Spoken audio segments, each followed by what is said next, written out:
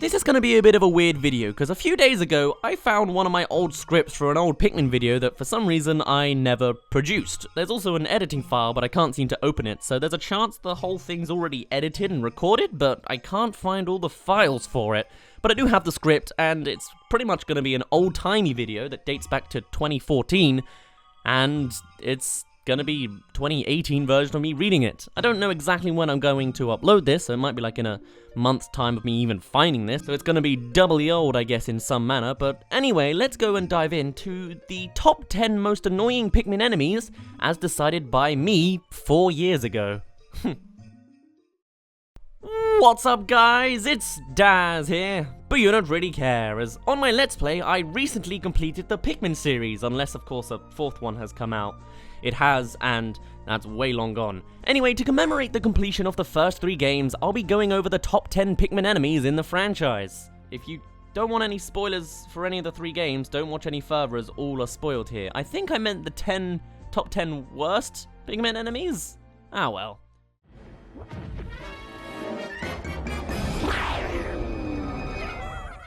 So, at number 10 we have the Bumbling Snitchbug. Appearing in all 3 games, this little critter flies around the area in search of targets. Once it finds your Pikmin, it swoops down, grabs your Pikmin and flies away. When it feels like it then throws Pikmin back into the ground as sprouts. If you're in a cave with edges, this one can throw them off the edge into the abyss. And it always seems to appear at the worst moments.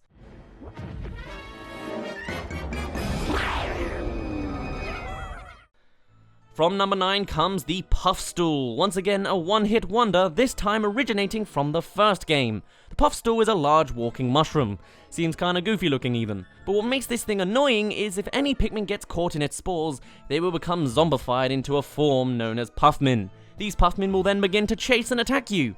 Good luck fighting an army of them.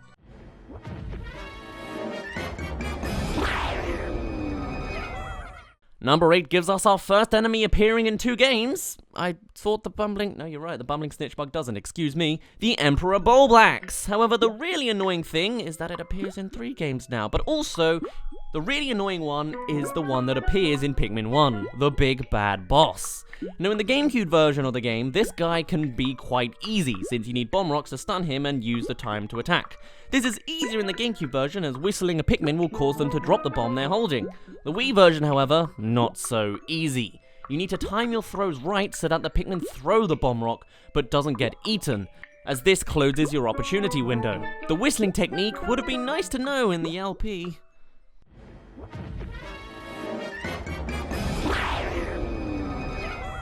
Coming in at number 7 is yet another enemy from the first game, the Smoky Prog. Said to be a premature form of the Mamuta, it comes out of an egg and leaves behind a short trail of some kind of poison.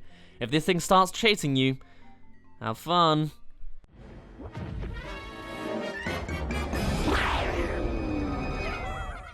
And now number 6 has quite the leap behind it. Appearing only in Pikmin 3, it's the final boss, the Plasm Wraith.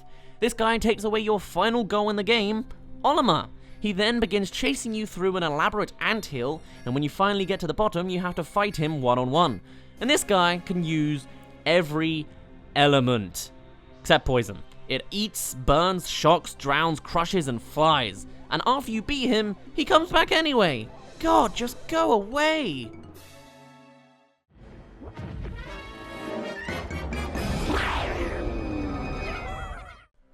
At number 5, we have the previous generation of the Plasm Wraith. Appearing only in Pikmin 2 is the Water Reef. Similar to the Plasm Wraith, he chases you through some elaborate randomized cave.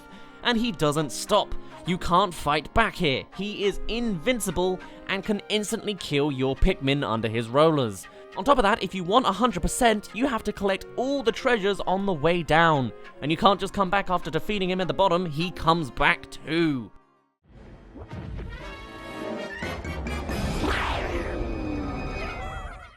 For number 4 comes an enemy much more short and sweet. From Pikmin 2 is the Volatile Dweevil.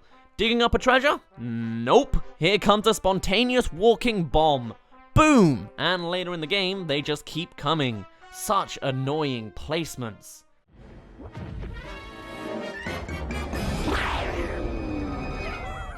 Number 3 brings the first enemy on the list to appear in all 3 games, the Wall Ewok.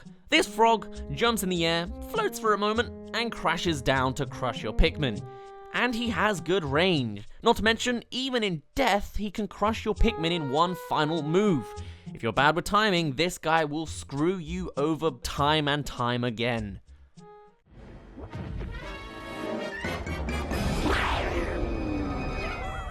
Coming in at number 2 is the kind of enemy players groan at the sight of, the Bowl Bear. Appearing in all 3 games, he stays awake most of the day in search of prey. You. Pikmin 3's version is not too bad, nor is Pikmin 1, but Pikmin 2, this guy comes back to life, even after death. That's literally what the sentence means. Good job, me. And his spots pulsate. That's never a good sign. What?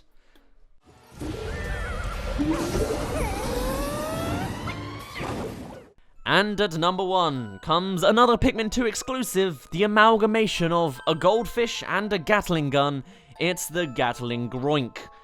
Do you like explosions? That sounds backwards. It says, do you like explosions too bad?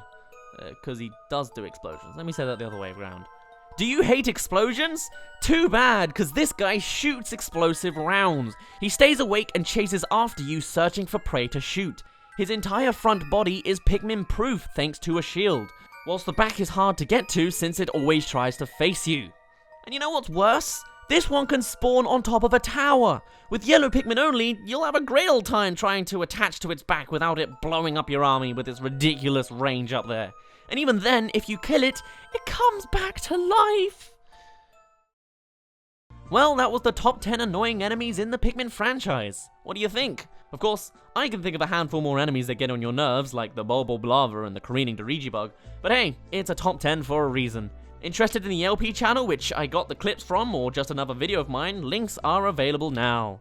My name's been Daz, you didn't really care, and I'll see you in a bit. Wow, that was a very interesting experience. It was very quick. Like, I guess I just wanted to make it really quickly. Like, the volatile Dweevil paragraph is 3.5 lines, and that's with my notepad only covering half the screen. Wow. Short and sweet little top 10, kind of similar to my top 10 worst bosses, which is probably why I'm going to give it a bit of time to upload. But yeah, there you go. Old-timey Daz speech with modern-day Daz speaking.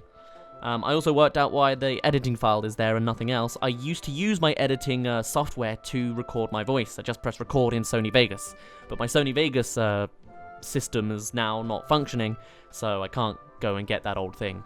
This sounds familiar. I remember parts of this. If I uploaded this, do let me know, and I guess I'll just sort of link it over, but this might have been a forgotten Pikmin video of the past. Who knows? But yeah, anyway. Actually, no, I can go over some little bits that have changed. Generally, though, actually, this is pretty accurate. When I say annoying, I don't actually mean that I dislike them. I think it's just they are annoying to fight, you know? Like, I love the Gatling Drink. It sounds like a great idea, but it is an annoying enemy to fight, if that makes any sense.